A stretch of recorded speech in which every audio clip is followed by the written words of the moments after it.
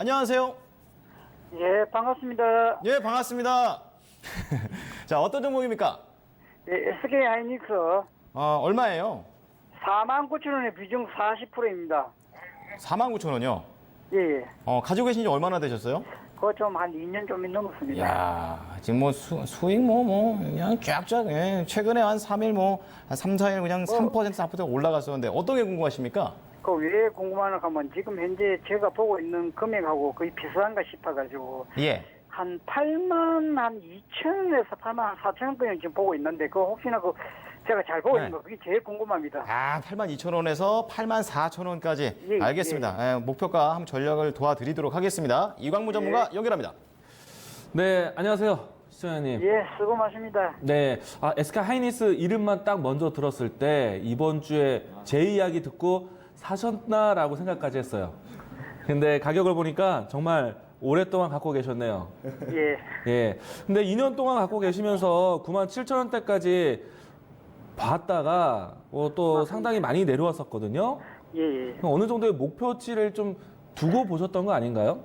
예, 사실은 그 당시에만 해도 우리가 대충 보면 이 전문가도 하고 저하고 한 10만 5천에서 한 10만 1만 원 찍을까 싶었는데 전혀 안 찍고 계속 흘러내리네요. 네. 가격에 대한 설정은 어떤 기준에서 설정하셨죠? 예, 저는 지금 현재 이 하이닉스가 2년이 아니라 한 5년 정도 계속 14,000원부터 계속 2,000원, 14,000원부터 올라왔는데 네. 그래가지고 이 비중을 갖다가 제가 사실은 50%를 가지고 있다 10%를 제가 한 9만 한 2, 3천대 제가 좀 수익을 해오고 네. 한번 조금 더 가지고 가보자 하는 게 지금 일이 됐습니다. 네. 우선은 SK 하이닉스에 대한 경험이 많으신데 예, 예. 매도에 대한 타이밍을 좀 놓치셨어요. 그렇죠? 예, 9만 원대에서 놓쳤고 지금까지는 잘 버텨 오셨는데 우선은 익숙한 기업이시니까 충분히 아실 거라 봅니다. 예. 이 종목에 대한 설명을 좀 드려볼게요. 예. SK 하이닉스를 사고 SK 하이닉스를 파는 시점이 사실은 이 반도체는 업황도 중요하겠지만 전체적인 경기에 대한 확장기냐 수축기냐 이 부분들을 보셔야 되거든요. 왜냐하면요, SK 하이닉스를 보기 이전에, 그러니까 반도체 산업을 보기 이전에 지수 또 경기에 대한 흐름들을 먼저 보셔야 됩니다. 자, 제가 한번 코스피 차트를 보고 SK 하이닉스에 대한 비교를 이야기 드릴게요. 자, 우선은 지수 차트를 좀 먼저 본다면요, 우리 증시, 코스피 증시에서 정말 전성기가 있었다라면은 박스피를 넘어서 크게 신고가가 나왔었던 2017년도가 아닐까 생각을 합니다. 맞습니다. 그렇죠? 이때 당시에 가장 주역은 SK 하이닉스, 삼성전자, 반도체였어요. 그렇죠? 예. 자, 사실 이 코스피의 역사를 보면요, 2011년도에 참 금융 위기가 있었잖아요. 그리고 전체 글로벌 시장에 대한 침체기가 있었고, 주요 정책이 나오면서 경기,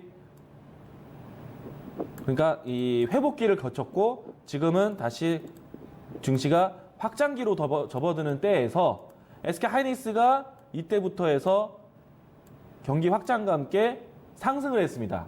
그러니까 반도체 산업 같은 경우에는 우리가 뭐 농업사회라든지 공업사회라든지 이렇게 뒤로 간다라면은 다른 산업을 봐야겠지만은 지금은 IT 정보화 사회잖아요. 현대산업. 그렇죠? 자, 이 시기를 함께 해준 게 반도체예요. 그러면 경기에 대한 우려가 있을 때, 경기에 대한 자신감이 있을 때 함께 하는 섹터면 경기가 꺾일 수 있는 미국과 중국의 무역 분쟁이 되는 시기. 지난해 4월 달부터 해서 미중 무역 분쟁이 시작되면서 경기에 대한 우려감이 나왔어요. 그게 지수에도 있었고, 그리고 SK 하이닉스 반도체도 있었던 거예요. 자, 그리고 연말에 코스피, 그러니까 지수가 저점을 확인하고 반등을 했는데, 이때 당시에 미국과 중국의 무역 전쟁에서 이제 협상을 해보자라는 필요성이 여기 나왔어요. 그래서 지수가 다시 한번 경기가 살아날 수 있겠구나라고 기회를 본 겁니다. 근데 다시 한번 좀 가까이 보면 5월 달에 급락을 했죠. 왜 그랬죠?